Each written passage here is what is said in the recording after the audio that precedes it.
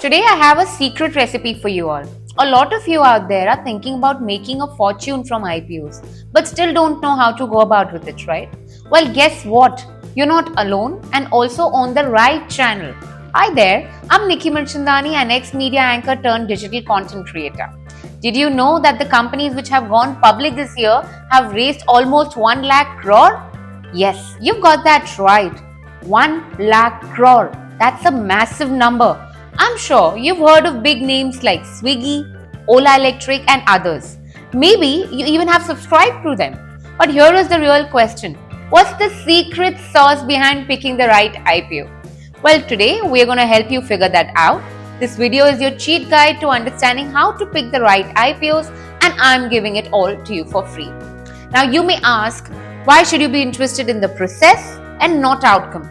Because there are only few multi-baggers. Out of 56 IPOs that have been listed this year, only 7 have been multi-baggers, meaning fetching returns of more than 100 to 200%. So far in 2024, Jyoti CNC Automation shares have been the best performers, up by almost 250%.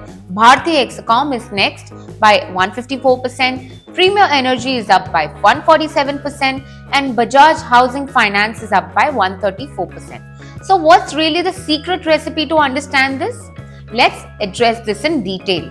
So let's understand how to research an IPO, what tools and techniques you can use, what are the key points you should keep in mind. Please understand the framework. That's going to be the most important point here. Also, I will mention in few names here and there. Please don't consider it as a stock recommendation. Let's get started. First key thing is that you naturally think, how do I get the list of upcoming IPOs? Usually, all of the Demat accounts have an option of upcoming IPOs where they give list of brands that would be going public shortly. Now, let's choose an IPO to analyze. Say, for example, NTPC Green or Swiggy. Before an IPO is launched, usually there is a DRHP, Draft Red Herring Prospectus with SEBI. This information, or this document rather, contains detailed information about the company, which is usually filed on SEBI.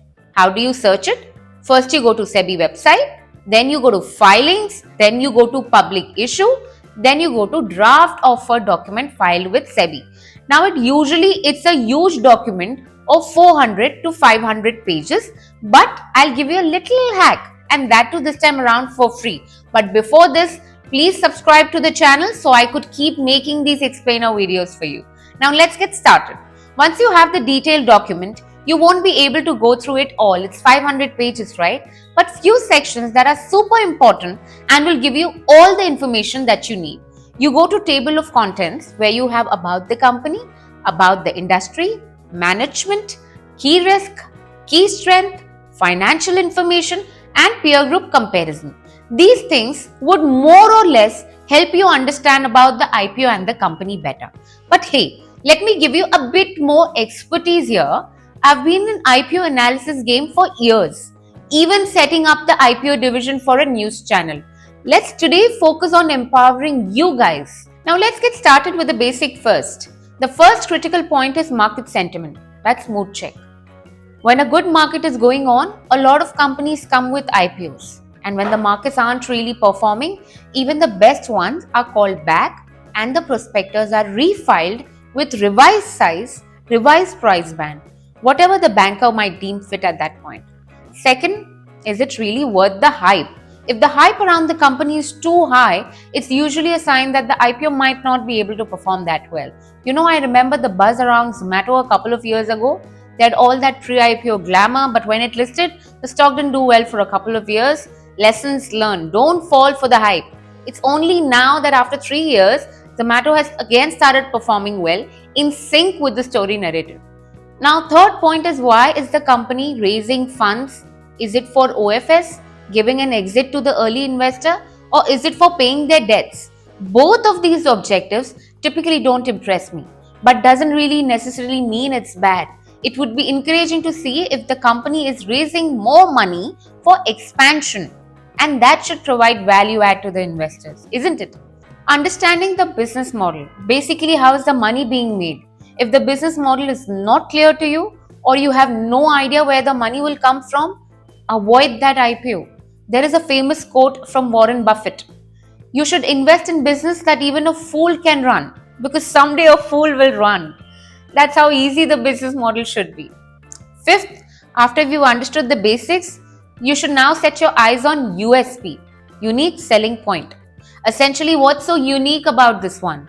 From my personal experience, I can tell you that most of the companies going public usually have similar line of business as listed players.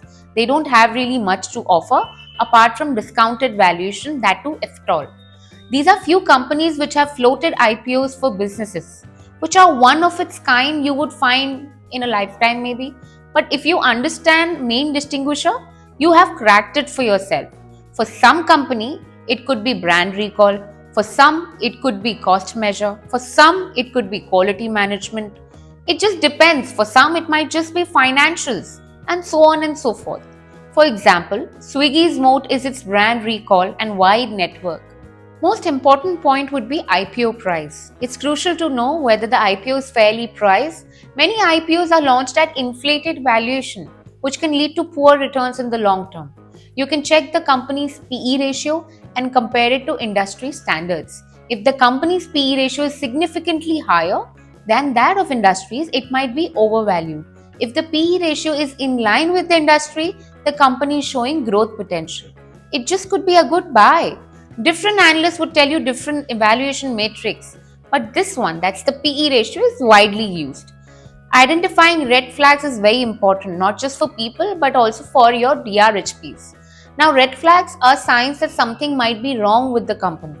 For example, if the IPO is primarily an offer for sale where existing stakeholder is exiting, it could signal that they're just looking to cash out. You should also check whether any major stakeholders are buying into the IPO. If they're not, it might not be a good sign. You should also look at the financials of the company. If the company is consistently losing money, or the margins are too thin, or it's loss making, you should dig deeper and see if there are chances of turnaround that the company sees. Ninth is the tailwind. Also, that should be considered. Tailwinds are external factors that benefit the company, such as favorable government policies, sectoral growth, trends that support the business. Now, for instance, we are seeing, at least in the past, we saw renewable energy doing extremely well. So IPOs like Vari Energies and Prima Energy also did well, simply because the tide was in the favor of that industry. Understand the underlying sectoral theme of the business. Well, the final point will be assessing the quality of the management. The success of a company largely depends on the quality of its leadership. You can check the track record of the managing director and other key people if they bring the required expertise on table. It has first generation or second generation entrepreneurs. There might be an exception to this, but hey, more or less this is how it's evaluated. Finally, your investment decision should align with your own investment style and thesis. Just because someone is talking about an IPO doesn't mean you should also buy it. So my family, you can analyze the IPO using the framework that I've just shared with you and make an informed decision for yourself.